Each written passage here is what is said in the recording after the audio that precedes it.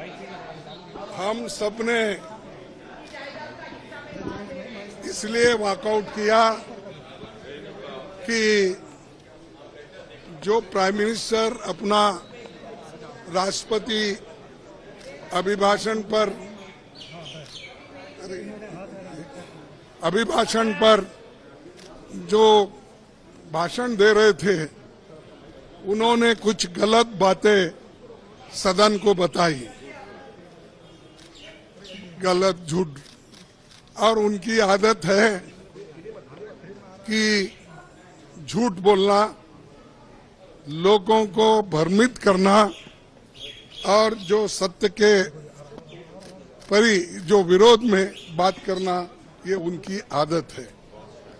और मैंने सिर्फ उनको इतना ही पूछा कि जब वो संविधान के बारे में बोले कि आज लोग संविधान के लिए बचाने के लिए डंडोरा पीट रहे हैं, ऐसी बात उन्होंने कही, तो हमने ये कहा, देखो संविधान तो आप नहीं बनाए, संविधान के आप विरोधी थे, इसीलिए मैं वो क्लैरिफाई करना चाहता हूं कि कौन संविधान के फार थे, कौन संविधान के खिलाफ थे, किसने संविधान बनाया, किसने संविधान के खिलाफ बात किया, वो मैं उनके सामने रखना चाहता था।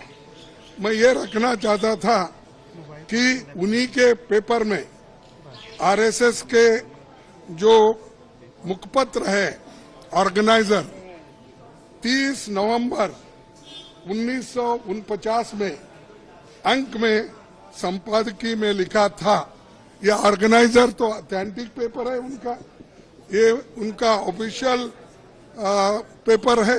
उसमें यह लिखा गया था, भारत के इस नए संविधान की सबसे बुरी बात यह है कि इसमें भारतीय कुछ भी नहीं है।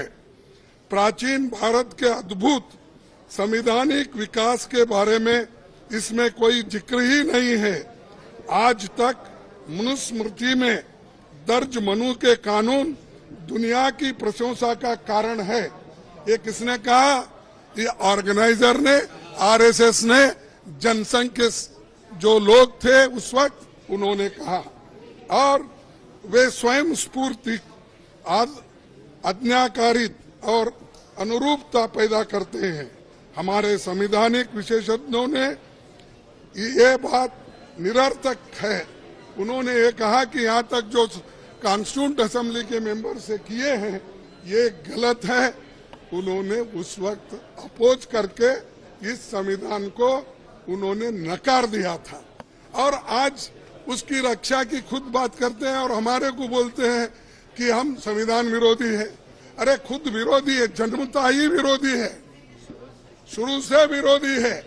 इसको जब इसका जन्म शुरू हुआ उस दिन से इन्होंने बहुत से पुतले जलाए, अंबेडकर के, नेहरू जी के पुतले जलाकर रामलीला मैदान में उन्होंने ये सब काम किया।